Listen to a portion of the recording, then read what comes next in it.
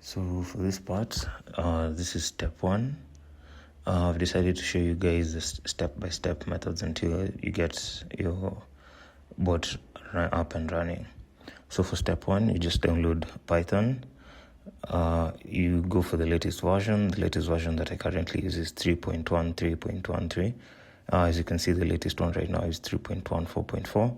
You can download it, but I'd do 3.13.13. Yeah, that's for this point. Depending on which OS you're using, you can just clarify, and then just follow the installation steps. That's all for step one. Step two is basically installing the bot, but this begins with setting up the project folder, of which you'll do basically make a directory. You can either call it predict arbitrage or whatever. Mine, I decided to call it arbitrage bot, as you can see here. So I've already made the folder, so I can just skip this step. But if not, just follow this step. Make dir predict _ arb. You can say arbitrage, whatever. You can call it that. You can create that folder. After creating that folder, the next step is to actually copy all these documents, all these scripts, all these Python scripts and whatever. Copy them and insert and paste them into that folder that you've actually created. Once you've created, you'll see something like this once you open your folder inside the code editor that you're going to use. I'll recommend Cursor, because it might help with your errors that you find during the coding process, especially for beginners who don't really understand what's going on. Getting Cursor is maybe the best option. It's free. You can download it on cursor.ai, and the agents actually help you. You can see here there's an agent window. Whenever you run into an error, you can basically console to the agent, and then it will help you solve it. That's all for step two, and next is step three. The next step is basically creating a virtual environment, and this is where basically creating a virtual environment is giving your Python scripts where it will run. So depending on whichever OS you're using, you basically follow these two scripts. Either of those two commands. So for this whole document, it's still in your downloaded file folder. It's called steps.txt. So for it, you'll just activate your virtual environment, and from there, you can. The next step will basically we can either do two things. You can either install dependencies required and then configure your .env file, or you can do it either way, but the best method is to install the dependencies required. So you run this command. You can see pip is not found. So the reason for using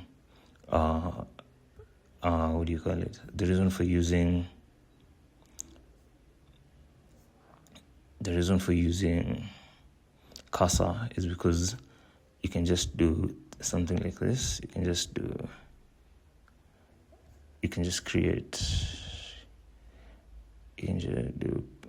copy this, paste it into the agent, and it will give you a solution.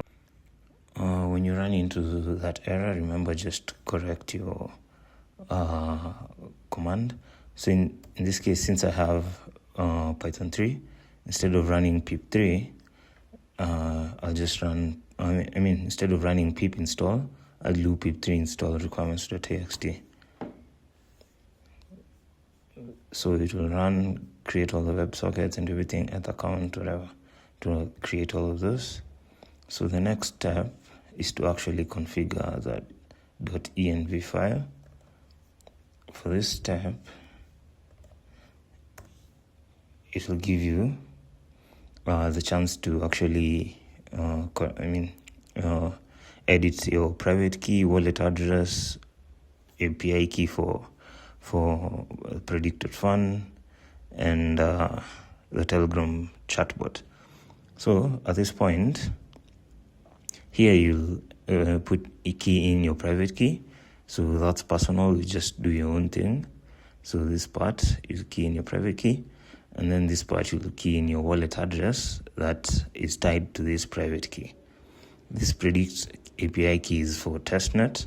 So once you want to go mainnet, once you want to go live, you'll request for an API key via their Discord.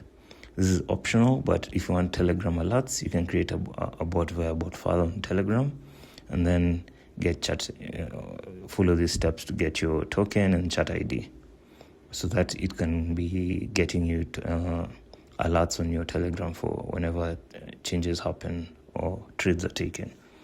So once you're done with this, the next step is basically to save. That is Control O. Then press enter to save your details, and then Control X to close. Once you've already set your details, you've already changed your private key, whatever, the next step is to actually fund your wallet. So funding your wallet is not done via the terminal. This is done through either from an exchange, from another wallet. So the first step is to actually deposit BNB, because since Predict.fund works on the BNB smart chain, you deposit BNB, at least $2 worth of it. This will cover your transaction fees or gas fees as the bot runs. And then the next step is to actually deposit USDT into your wallet, which will be used for trading. The first step, just to make sure you have the correct wallet address, I'd recommend basically depositing a small amount first of all to confirm if the wallet address you have copied is the correct one, and then you can deposit the amount you're willing to trade. This is my personal view, but the larger the amount of liquidity, the less risk you'll be willing to take, meaning someone with liquidity for like $50,000 only needs to take a risk of like 2% to make $1,000 a day. But with a lot less liquidity means you'll need to make more runs. Your bot will need to take more trades, which increases the amount of risk you're exposed to. So $2,500 is almost the break-even amount for small liquidity, large liquidity, because with $2,500, even a small 10% change gives you 10% profit gives you $250 per day. But still, you're still in the range of you need to take a lot of. You're going to be exposed to a lot of risk in the while your bot is running autonomously. So, in my view, for like my case, my bot is currently running with $25,000, and with it, I only do. I've set there's a part you'll see where you change your configurations. I've only set it to take 2% profit per day. After 2% is achieved, the bot basically stops running and then counts 24 hours until it starts running again. So I've decided to take profit at 2% per day to basically play it safe, because this is basically a side hustle for me.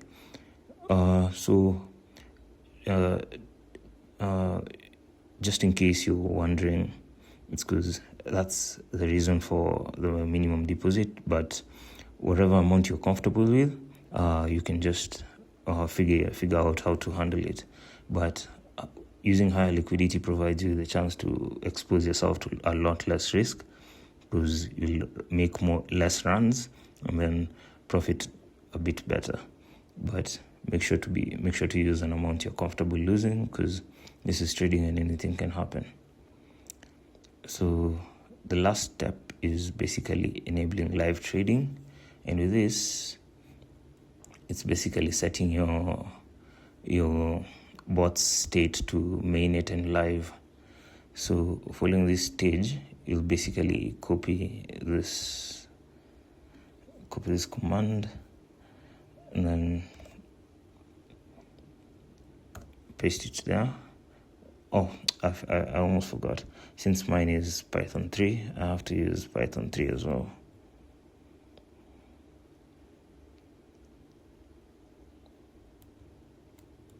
Python 3. Give me a second. Python 3. So it will start running it, live trading enabled and everything. It shows you your edge minimum 5%, the token allow list, because I've made it be keen to avoid malicious token and everything found. So giving it time, it will basically search for markets and retry. So you can just give it time to do its job. So the final step, if you're doing it for the long term, is basically running it using a VPS, meaning you'll have it running 24/7. So this is recommended for those who want to do it all through, day and night, for probably a whole month or something. So you can just either use one of these VPSs. So the last step, maybe if you want to create your Telegram alerts and then just continue with it. Remember that trading is a risky activity and all liability falls upon yourself, so trade wisely. And with that, you can see ours is on live trading on mainnet. So here it will show you whatever wallet you've set on the .env. So these configurations are set, and with that you're ready to go. You just give it a few minutes. It will actually start fetching data from Binance WebSocket and from predicted fund, and then it will basically run your trades for you. Make sure you monitor your trades periodically to see how they're going, and set your stop loss at some point. And with that, I hope this helps you a lot. You'll find the link in the in the description box. You can just download it, follow the steps, and then you'll have your bot running up and ready. So thank you guys. See you next time. Cheers.